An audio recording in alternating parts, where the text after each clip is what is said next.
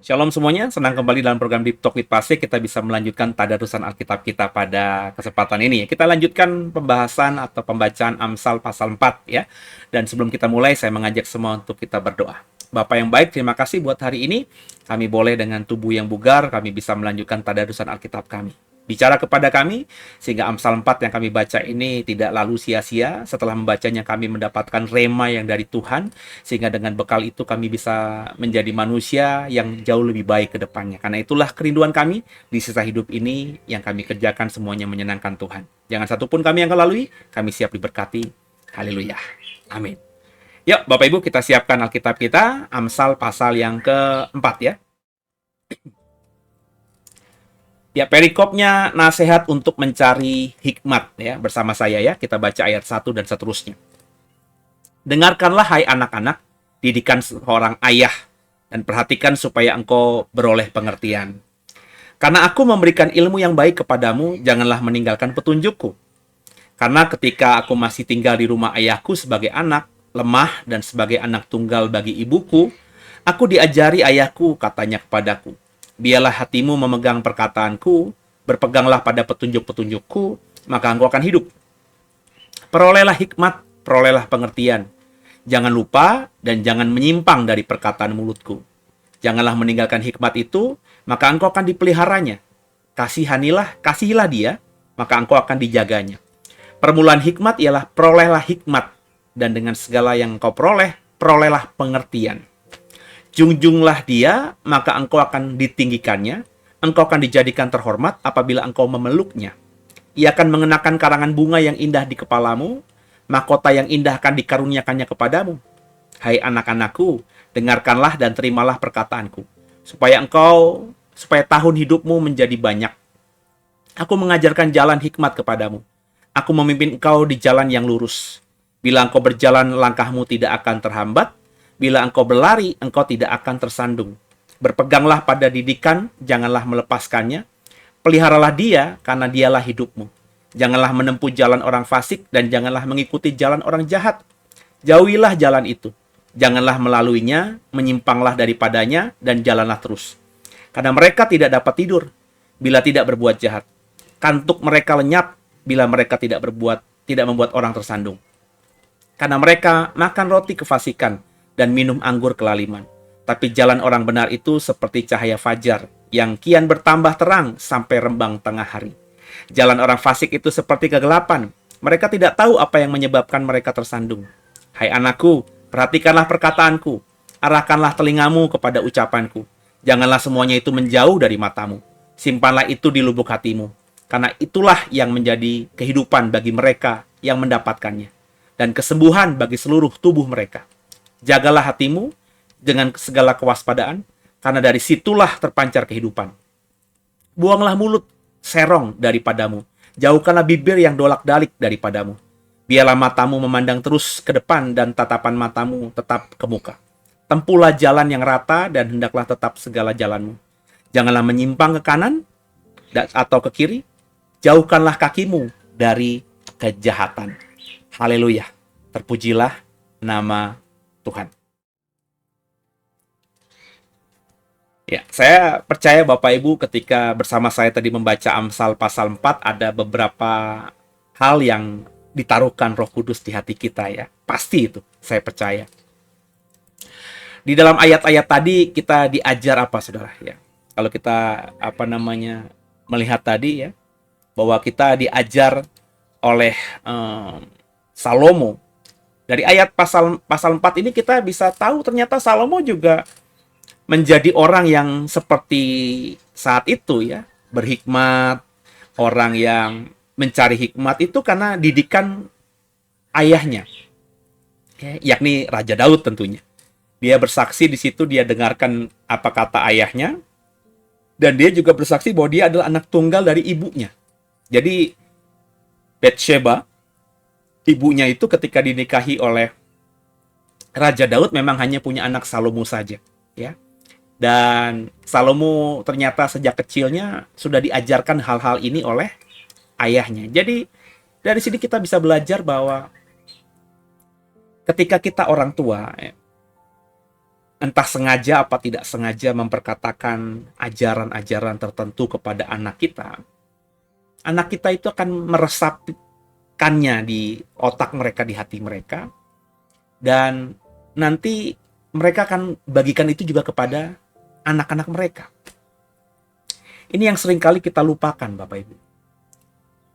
Saya juga baru sadar ini ketika saya sudah punya anak dan anak-anak saya sudah mulai beranjak remaja dewasa. Waktu zaman masih lucu-lucu ya, masih batita, masih SD, kalau saya mengatakan hal-hal yang kayak nasihat-nasihat gitu kan, mereka tentu masih belum punya pemahaman yang penuh gitu ya. Tapi ketika di usia SMP, usia SMA, ya saya mulai tuh ya berbagi itu. Kenapa? Karena selain saya tahu firman Tuhan, saya juga mulai ingat bahwa ya orang tua saya, ayah saya, bapak saya dulu, meskipun dengan kata-kata yang sangat langka, karena bapak saya bukan tipikal orang yang banyak ngomong, nggak seperti saya gitu. Dalam komunikasi, percakapan, diskusi itu bapak saya termasuk orang yang jarang bicara. Jadi kalau bicara tuh kalau dia mau ngomong yang penting saja, atau mungkin meluruskan pandangan yang berbeda. Ya, bapak saya seorang majelis di sebuah gereja. Saya masih ingat banget ketika dulu bapak saya meninggal gitu ya, belasan tahun yang lalu. Terus ada rekan-rekan yang sesama majelis itu datang melayat dan mereka bersaksi karena diberikan ruang kesaksian untuk mengenang almarhum ya. Terus mereka bicara ya, bapak saya itu adalah tipikal orang yang kalau rapat itu ya banyak mendengarkan dan diam ya, bersuara kalau memang itu hal penting dan belum disampaikan, tapi dia akan bersuara keras ketika terjadi pertikaian atau perdebatan kencang, dan itu yang dikenang oleh orang-orang yang kenal beliau gitu ya. Jadi saya sama bapak saya juga jarang bicara gitu ya, penting-penting saja, emang orangnya begitu ya, mungkin karena dididik dengan cara Jawa yang kuno ya, di kampung gitu ya, di daerah bener-bener. Bapak saya itu besar di Solo, di Klaten ya, jadi perbatasan antara Jogja dengan Solo ya. Kemudian dengan budaya Jawa yang mungkin sangat tinggi gitu ya, karena orang tuanya juga punya kedudukan, sehingga tata krama Jawa yang jadul itu masih diterapkan pada dia ketika usia kanak sampai dewasa, sehingga hubungan dengan orang tua itu memang tidak seakrab yang saya dan anak saya rasakan hari ini. Saya sama anak saya tuh ngomong lu gue, kadang-kadang bercandaan gitu ya, biasa gitu ya. Tapi kalau saya ke bapak saya tuh nggak pernah sekalipun.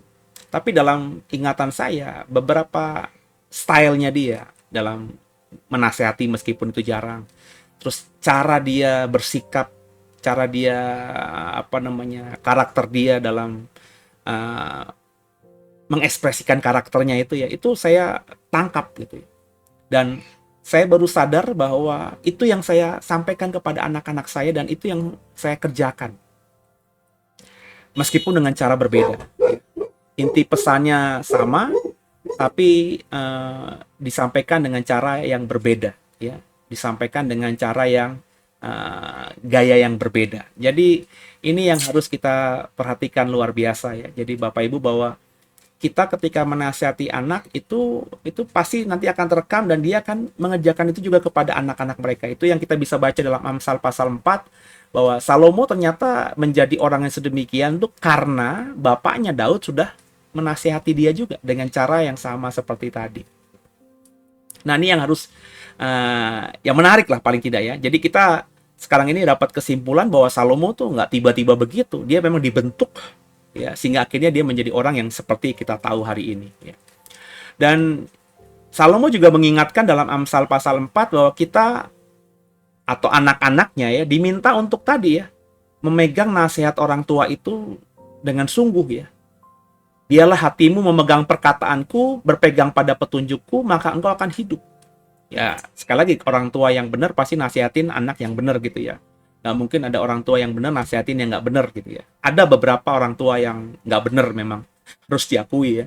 Ada yang nggak peduli sama anaknya, ada yang nggak perhatian sama anaknya, ada yang berpikirnya ya untuk dia sendiri. Harus diakui ada orang tua model begitu, tapi sebaiknya kita tidak ngelakuin hal itu. Kita harus kembali pada hakikat orang tua, ya menciptakan anak-anak yang jauh lebih hebat dari kita, dan kita harus ada andil di situ. Bukan cuma nyiapin uang, bukan cuma nyiapin sekolah, tapi juga menaruhkan budi pekerti, ya, pemahaman iman, dan membentuk karakter anak. Dan itu yang dikerjakan oleh Salomo dengan menasihati kita lewat Amsal pasal 4 tadi. Jadi kita nggak boleh dikatakan tadi oleh Salomo meninggalkan hikmat. Hikmat itu harus dicari. Seingat saya tadi ayat 7 berkata, permulaan hikmat ialah perolehlah hikmat. Jadi permulaan hikmat adalah perolehlah hikmat. Jadi kalau kita mau berhikmat, ya dapatkanlah hikmat itu. Makanya saya selalu mengatakan bahwa hikmat itu nggak bisa dapat seketika atau anugerah. Hikmat itu harus diperoleh, dicari. Salomo menunjukkan kepada kita bahwa dia bisa menjadi orang berhikmat itu karena memang diajarkan bapaknya, Daud, dan dia menerimanya. Dan kemudian ketika Tuhan bertemu dengan dia, bicara kepada dia ketika dia jadi raja di Gibeon, Salomo meminta itu kepada Tuhan. Jadi memang hikmat itu, memperoleh hikmat itu harus ada usaha dari kitanya. Dan kalau sudah didapatkan, maka kita akan memperoleh pengertian tadi. Ya, ini berkali-kali saya bilang bahwa yang namanya hikmat, pengertian itu bukan didapatkan dari jabatan, tingginya jabatan, bukan dari pendidikan, tingginya pendidikan kita, tapi pengertian dan hikmat itu bisa kita dapatkan kalau memang kita mencari hikmat, memperoleh hikmat. Dan kita tahu semuanya, saya sudah berkali-kali mengajarkan bahwa hikmat itu hanya bisa didapatkan ketika kita meminta kepada Tuhan. Ya. Maka saya selalu mengajarkan, ayo udah pernah belum doa sama Tuhan minta hikmat? Ya. Jangan-jangan selama jadi orang Kristen puluhan tahun kita nggak pernah berdoa atau meminta khusus, yakni hikmat itu. Hikmat harus diminta. Dan hikmat itulah yang membuat kita mengerti, sehingga kita bisa menjadi seperti Salomo, bisa mengetahui mana yang baik dan jahat, bisa memberikan nasihat yang baik, bisa menjadi orang yang bisa berpikir out of the box gitu. Bayangin ya, ada dua perempuan ngerebutin anak, terus mereka saling mengklaim bahwa mereka adalah orang tuanya, anak itu anak mereka, tidak ada yang mau mengalah. Terus itu tidak bisa diputuskan anaknya yang benar karena zaman dulu belum ada DNA dan lain sebagainya. Ya, mungkin itu sudah dibawa ke tingkat wali kota nggak bisa, bupati nggak bisa, mungkin juga dibawa ke pengadilan hakim tidak bisa memutuskan, sampai akhirnya mereka berhakim pada Salomo. Dan Salomo dengan hikmatnya, ya udah ambil parang, ya aku belah aja anaknya jadi dua, ya biar kamu dapat setengah, biar keadilan terjadi.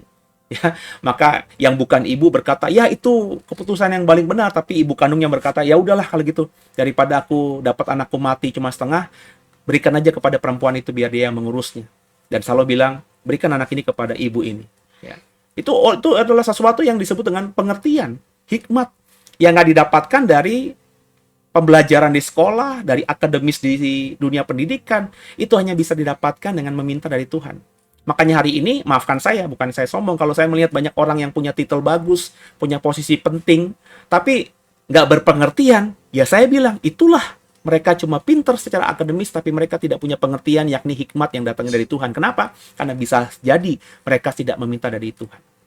Saya juga menemukan banyak orang yang tidak berpendidikan tinggi, tapi berhikmat. Kalau ngobrol sama mereka tuh, ada banyak hal yang pakai bahasa sederhana, tapi nggak kita pikirkan. Dan saya pernah menemukan beberapa orang seperti ini dalam hidup saya. Ya. Jadi, ayo sama-sama kita belajar lagi dari Salomo. Kita harus pegang itu. Awal dari hikmat, permulaan dari hikmat adalah memperoleh hikmat, dan peganglah itu ya sampai kapanpun ya. Nah, ini yang kita bisa pelajari dari Salomo, saudara ya. Kita belajar banyak dari Amsal pasal 4 ini ya. Hikmat itu kalau sudah didapat, ya kita memperoleh pengertian, dan itu bisa lepas juga ya. Bisa lepas, artinya bisa hilang juga. Dan ini disaksikan Salomo misalnya kalau kita membaca kitab Pengkhotbah, kitab yang juga ditulis oleh dia. Ya. Bagaimana dia menyesali masa mudanya ketika dia akhirnya menghabiskan waktu dengan banyak perempuan dan kemewahan dunia. Artinya hikmat yang dia dapatkan di masa kecilnya dari bapaknya, hikmat yang dia dapatkan di masa mudanya, masa kecilnya ketika dia baru jadi raja dan meminta di Tuhan, itu di tengah perjalanan, di usia dewasa dia, mungkin di usia 20, 30, 40, 50, 60, itu lenyap gitu ketika dia akhirnya terpesona sama dunia. Jadi kita harus mengerti. Nah, ketika kita mengerti, Salomo menasihatkan, maka junjunglah dia. Engkau akan ditinggikan. Engkau akan menjadi orang yang terhormat apabila engkau memeluknya. Memeluk apa? Memeluk hikmat. Menjunjung apa? Menjunjung hikmat. Maka hikmat nanti akan mengenakan kepada kita karangan bunga yang indah di kepalamu. Mahkota yang indah. Itu semua akan dikaruniakan kepada kita. Jadi kalau kita sudah memperoleh hikmat dan kita jaga hikmat itulah nanti yang memberikan sesuatu yang luar biasa kepada kita. Dengan kita berpengertian, dengan kita berhikmat, pengertian dan hikmat itu akan memberikan hasil bagi kita nantinya. Luar biasa ya. Jadi ini yang tidak banyak dipahami oleh orang. Banyak orang mengejar harta, banyak orang mengejar uang, tapi setelah mendapatkan, ya dia tidak hidup dengan damai sejahtera. Orang-orang seperti ini kalau Kristen, ya berarti saya yakin belum mengerti, atau belum membaca, atau belum memahami tulisan-tulisan Salomo. Saya selalu mengatakan kalau mau jadi orang kaya, belajar dari Salomo. Kalau sudah kaya, belajar dari Salomo. Kalau belum apa-apa, belajar juga dari Salomo supaya kita tahu prioritas hidup yang benar itu seperti apa. Kenapa? Karena Salomo sudah sampai pada titik menjadi orang yang paling kaya di zamannya. Bahkan menurut saya kalau kita kurskan, saya pernah iseng-iseng, cuman karena dulu materinya itu saya taruh di website dan website kita kena virus begitu ya. Entah virus yang dikirim sama orang jahat saya nggak tahu. Akhirnya itu website kita hilang gitu, nggak bisa dibuka lagi. Dan saya dulu kalau buat artikel itu teledor, tidak simpen materinya di dalam flash disk atau hard disk yang bagus, jadi cuma di flash disk dan akhirnya juga hilang juga gitu ya, karena satu dan lain hal ya. Saya pernah membuat penelitian gitu ya, bahwa kekayaan Salomo ketika dikurskan, karena kan kekayaan zaman Salomo kan emas, perak, terus juga kambing, domba, kereta gitu ya. Pokoknya harta zaman dulu itu ya, itu kalau dikurskan ke nilai ketika saya meneliti itu mungkin sekitar 4-5 tahun yang lalu, itu bahkan saat itu Bill Gates orang terkaya nomor 1. Itu bahkan kekayaan Bill Gates saat itu nggak ada apa-apanya. Masih jauh di bawah kekayaan Salomo, bayangin saudara. Ya. Jadi kalau kita mau jadi orang kaya, kalau kita mau jadi orang yang benar, ya belajar dari Salomo.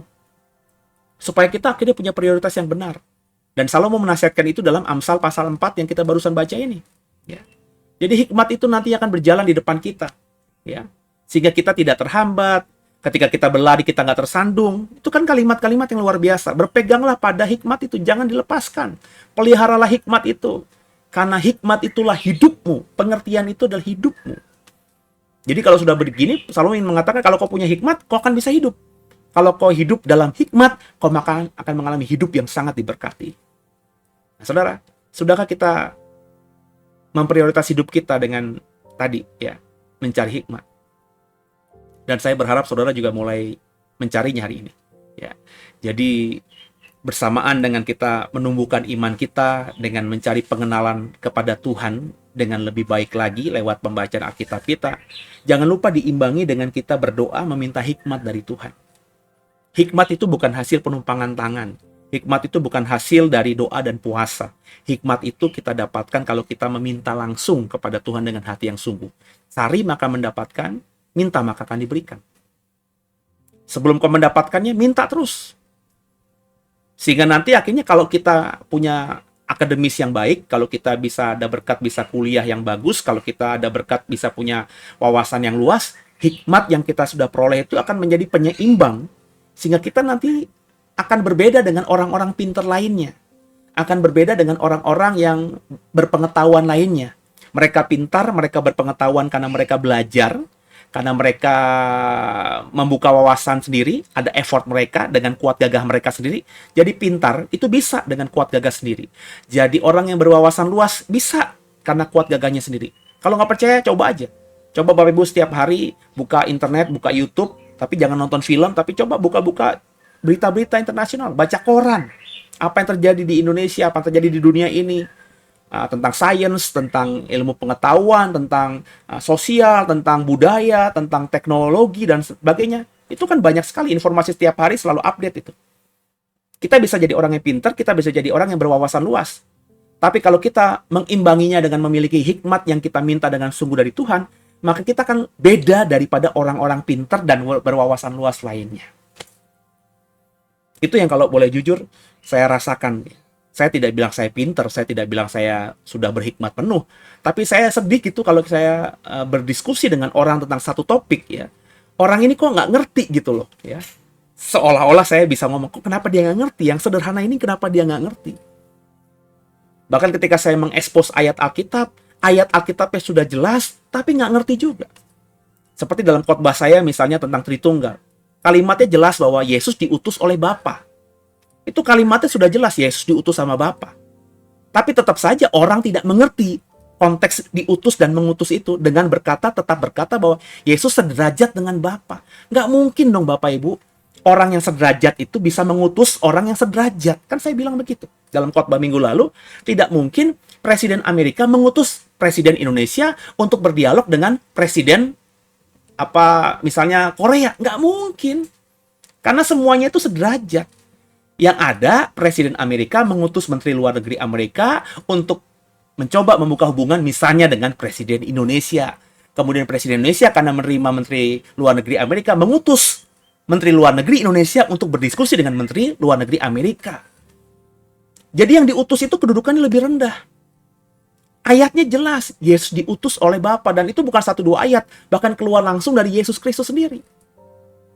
Tapi tetap aja nggak mengerti. Kenapa? Ya maafkan saya, mungkin orang-orang itu pinter secara teologi, orang itu mungkin juga secara akademis luar biasa, tapi tidak berhikmat.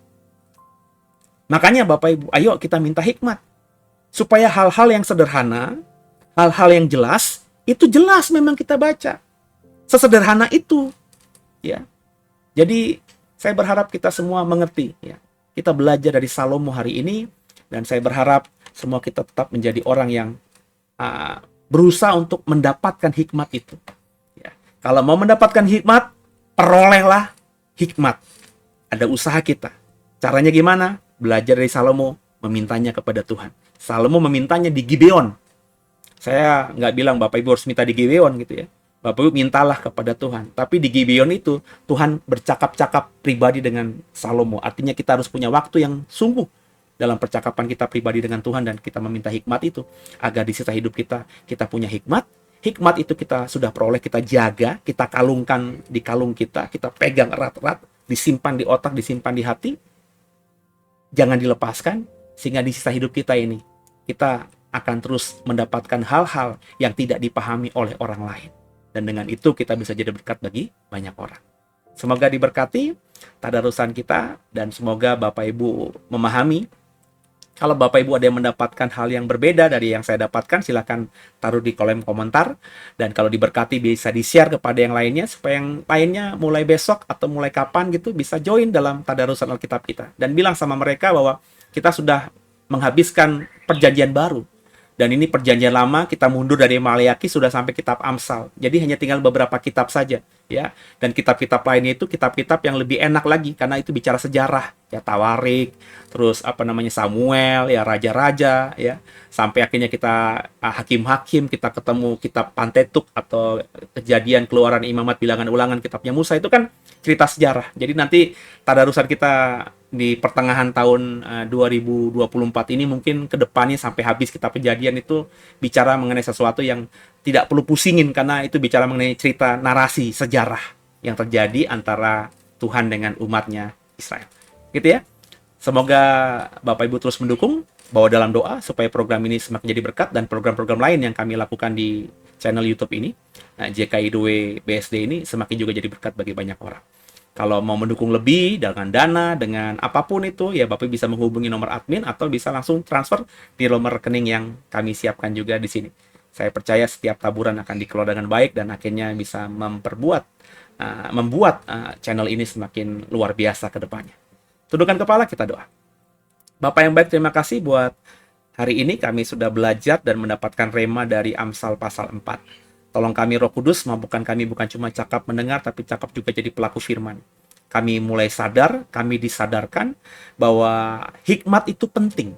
Hikmat itulah yang membedakan kami dengan orang-orang lainnya. Hikmat itu hanya bisa diminta oleh Tuhan, dari Tuhan. Dan orang yang punya hubungan dan mengenal Tuhan sajalah yang bisa mendapatkan itu. Bersyukur kami sebagai orang percaya, orang Kristen, pengikut Yesus, kami punya akses itu untuk meminta hikmat langsung kepada Bapa via Yesus Kristus, dan akhirnya Roh Kudus memberikan kami semua itu. Ampuni salah dosa kami, Yesus Kristus adalah Tuhan Juru Selamat kami yang hidup, dan ke dalam tangan-Mu lah kami serahkan tubuh jiwa roh kami. Mampukan kami, bukan cuma jadi cakap pendengar firman, tapi cakap juga jadi pelaku firman. Roh Kudus tolong kami, mampukan kami jadi orang yang hidup dalam hikmat. Haleluya, amin. Sampai jumpa Bapak Ibu di tadarusan berikutnya. God bless you.